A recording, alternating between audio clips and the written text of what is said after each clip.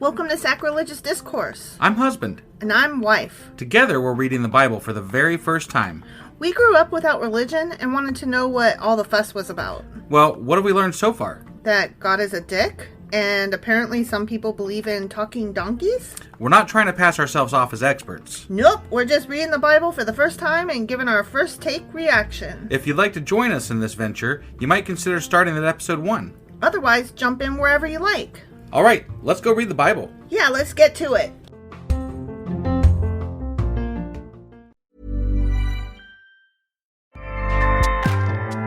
Acast powers the world's best podcasts. Here's a show that we recommend. Hi, I'm Rachel Fisher. And I'm Desi Jenikin. And we're the hosts of Hollywood Crime Scene. We're really excited to announce that we're launching a new podcast called Bitch Slap, where we explore one of our passions, nighttime soaps. Every week, we will be recapping episodes of a classic nighttime soap, starting with one of the greatest shows of all time, Melrose Place. That's Bitch Slap. Subscribe wherever you get your podcasts. Acast helps creators launch, grow, and monetize their podcasts everywhere. Acast.com. Husband! Wife! Do you remember what happened yesterday? I recall something like a southern accent that occurred. Yeah. And I think Solomon was praising the fuck out of David and, saying God was as well. And it was a big, dedication to the temple, I think, basically. Right. Well, I think that the final sentence sums up the entire chapter. The chronicler has Solomon saying to God, remember your unfailing love for your servant David. Yeah. Who's dead. He's right. dead. He's fucking dead. Yeah. And at this point has been dead like over a decade. God heart David. Yeah. Trash. So, yeah, it was trash. So anyway, that was 2 Chronicles chapter 6. Sure as fuck was. And today we'll be reading 2 Chronicles chapter 7. Let's do this. Okie dokie.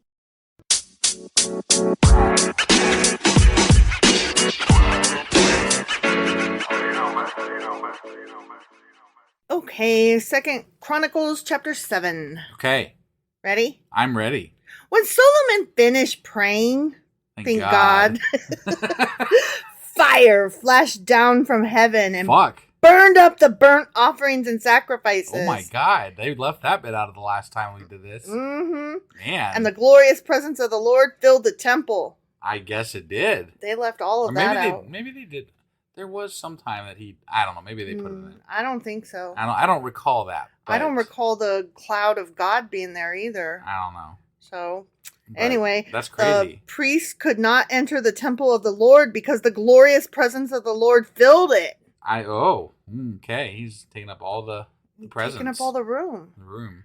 Chill, my guy. He lit that fart on fire. Oh my God. When all the people of Israel saw the fire coming down and the glorious presence of the Lord filling the temple, they fell face down on the ground and worshipped and praised the Lord, saying, He is good! His faithful love endures forever! People believe this shit. I know. I'm like, what? Like, you believe that a fire came down and filled a fucking room 2,000 years ago, and you're gonna literally sit here and tell me that this is the truth? Fuck you for that. Not you, not our listeners, but like the person telling me that. Right. Like, what the fuck? Okay, I think that maybe you are being a little angsty at the moment because you're in an argument with somebody on Twitter. Because he's trying to tell you everything in the Bible can be reconciled. Yeah. And I'm like, only if you don't know how to do the maths. Yeah. Clearly dude did not read the whole thing straight through. Clearly. Then the king and all the people offered sacrifices to the Lord. Why? He just burned that shit up. Right? You gonna give him more? I guess. No, thank you. I guess. King Solomon offered a sacrifice of 22,000 cattle. What the fuck? And 120,000 sheep and goats. Jesus Christ. That would feed so many That's fucking people. But insane. no, give it to God. Sure. Okay. That's insane. That's insane. Yeah. And so the king and all the people dedicated the temple of God. Okay. Yeah.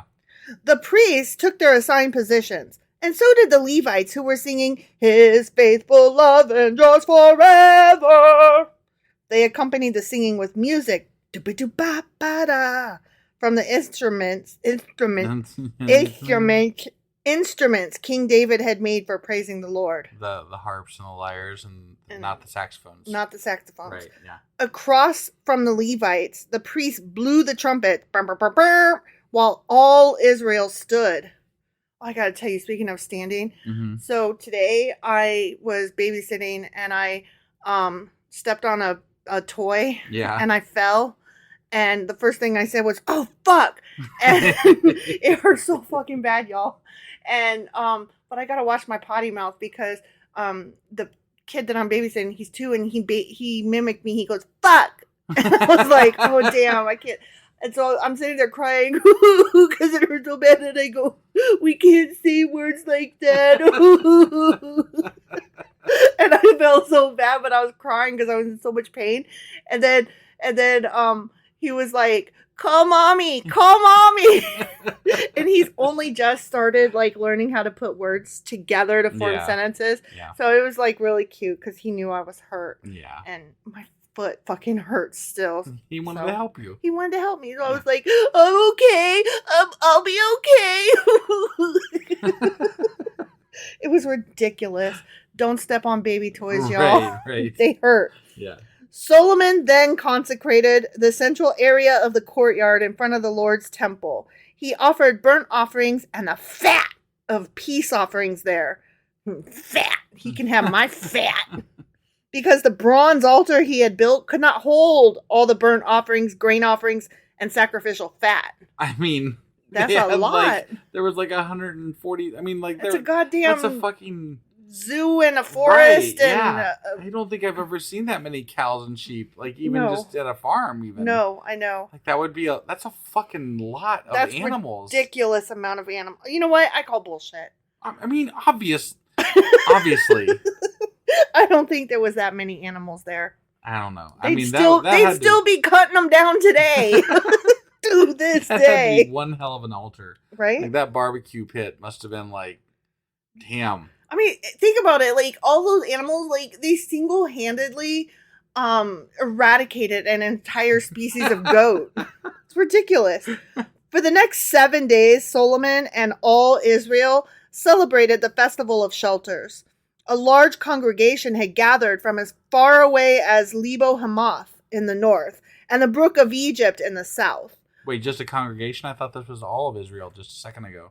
Yeah, but they're saying that this one particular congregation had come all the way from the north and another had come all the way from the south. Right, but if you're saying everybody's there, why do they got to distinguish that there's these congregations from these groups? Israel congregated. They weren't saying that it was like a few people here and there. You're using the word congregation in a church sense, but they're using it as a verb, like all of Israel congregated there from as far north and as far south as. Okay. Yeah. On the 8th day, they had a closing ceremony, for they had celebrated the dedication of the altar for 7 days and the festival of shelters for 7 days. Then, at the end of the celebration, Solomon sent the people home. "Get the fuck out of here," he said. They were all joyful and glad because the Lord had been so good to David. Oh, and to Solomon and to his people Israel. Yeah. But don't forget David, y'all. Definitely don't. Never forget David. David is the best. I want to suck his dick. David is the best. So Solomon finished the temple of the Lord as well as the royal palace. Okay. That's where he sat his ass in the royal palace. Yeah. He completed everything he had planned to do in the construction of the temple and the palace. Then one night, the Lord appeared to Solomon and said, "I have heard your prayer and have chosen this temple as a place for making sacrifices." Wait. Okay. Go on. Listening. What? Finish your thought. David talked to the Lord about this, and the Lord's like, "No, you're not the one that's going to do it." So then David's like, "I'm going to prepare it. I'm going to make all the things ready so that Solomon can build, my son, whoever, whatever, can build this one day," right? So he gets all the shit ready, right? And then Solomon, 4 years after he's king, decides to start building this fucking temple, right? The temple for the Lord. Yeah. Spends 11 fucking years, at least Building according it. to the first story. Yeah. 11 fucking years building this goddamn temple for the Lord. And then the Lord only accepts it after he says a fucking prayer? Yeah. And burns like an entire species worth of goats and sheeps and whatever. I gotta say, I'd be pretty fucking pissed. Like, if you think you chose this? Thank you. I guess you did. You can fuck right off and sit the fuck down, Mr. God. Mr. God.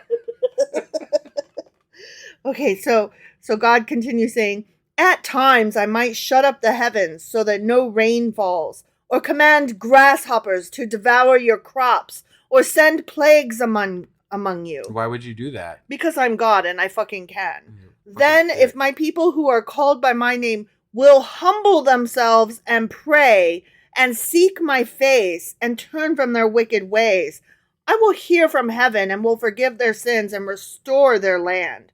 Sometimes I'm hearing is he's a dick. Right? Sometimes I'm gonna fuck with you. Right? And if y'all just pray, get down on your fucking face in the mud and pray, I guess I'll stop being an asshole for a minute. I don't have to do this stuff. Yeah. But I'm gonna.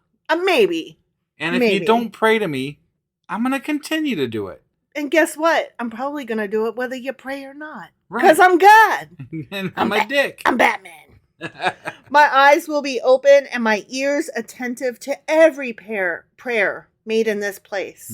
Somehow I doubt that. Made just in that place. So not from over here in America. Right. Yeah, just in that temple. Yep. For I have chosen this motherfucking temple and set it apart to be holy. A place where my name will be honored forever. Not forever. Not forever, my guy. Yeah, sorry. False. I will always watch over it, for it is dear to my heart. No, you gave it up pretty easily. Oopsie. Looks like you didn't know what was coming, God. Right? Yeah. It's almost like you couldn't see the future. It's weird, huh? Huh. Yeah. Oops. Yeah. As for you, y'all, if you faithfully follow me as David your father did, obeying all my commands, decrees, and regulations, except for the fact that David didn't. Right. Then I will establish the throne of your dynasty. For I made this covenant with your father David when I said, one of your descendants will always rule over Israel. But if you or your descendants fucking abandon me and fucking disobey the decrees and commands I have given you, and if you fucking serve and worship other gods, then I will uproot the people from this land that I have given them. I will fucking reject this goddamn temple that I have made holy to honor my name. That's what happened. Yeah. It was all their fault. Mm-hmm. God, he was just sick of their shit. So he's like, you know what? Fuck you guys. Yeah.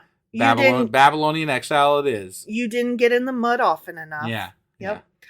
I will make it an object of mockery and ridicule among the nations. Well, that came to pass. Right? Yeah. Because I sure as fuck am doing some mockery and ridicule over here. I mean, not so much at the Israelites, at God. More Right, or less, right. But, and though this temple is impressive now, all who pass by will be appalled. False. It won't be there. Right, yeah. They will ask, oh, why'd the Lord do such terrible things to this land and to this temple? But they don't do that. No. They go, I wonder where it used all to this be. Shit down. Yeah. Right. And the answer will be because his people abandoned the Lord, the God of their ancestors who brought them out of Egypt. Never forget. Never. And they worshipped other gods and instead bowed down to them. Oh, no. That is why he has brought all these disasters on them. The end. It's horrible. It's horrible. Why would you want to worship other gods when this guy treats you so well? Like, I don't know. This guy treats you like shit and you have a choice of gods. Like, I would totally choose a different one. I mean, this guy straight up says, he's like, I'm going to bring plague. I'm going to bring disaster. And all you got to do is, like, bow your head and worship me in order for me to stop it. But, like, in the meantime, I've already killed people because I'm an asshole. It's kind of like when Jareth says to Sarah in the movie Labyrinth, all I ask is absolutely everything. Right, yeah. Ugh. Yeah. Whatever. All right. Well, that was 2 Chronicles chapter 7. It sure as fuck was. And tomorrow we'll be back with 2 Chronicles chapter 8. We'll see you guys then. Yep. Bye. Acast powers the world's best podcasts. Here's a show that we recommend. I'm Christopher Harris, the host of the World Soccer Talk podcast. The World Cup promises to be the most exciting and controversial World Cup in the history of soccer. Throughout the tournament, we will be telling you how and where to watch the games on US television and streaming in this never-ending, complex world of so many choices. If you love soccer, you will love the World Soccer Talk podcast. Listen to the show wherever you get your podcasts. Acast recommends.